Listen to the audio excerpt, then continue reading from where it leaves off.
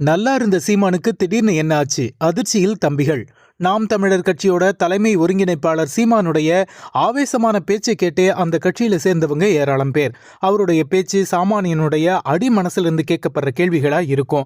இதன் காரணமாவே அவரோட நாம் தமிழர் கட்சியில இளைஞர்கள் நிறைய பேர் இருக்காங்க.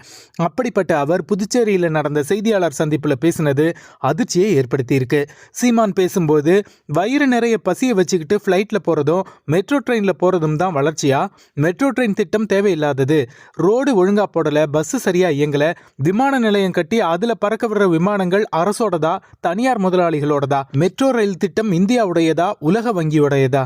எங்களோட ஆட்சியில அதுக்கெல்லாம் இடம் கொடுக்க மாட்டோம்னு பேசினாரு. அதைத் தொடர்ந்து எஸ்ஐஆர் பத்தி செய்தியாளர் கேட்ட கேள்வியால கோபப்பட்ட சீமான், உனக்கு என்ன தம்பி பிரச்சனை? தேர்தல் ஆணையம் சொல்றத அரசு கேட்கணுமா இல்ல அரசு சொல்றத தேர்தல் ஆணையம் கேட்கணுமா? ஆரம்பத்திலிருந்தே உனக்கு ஏதோ பிரச்சனை இருக்கு.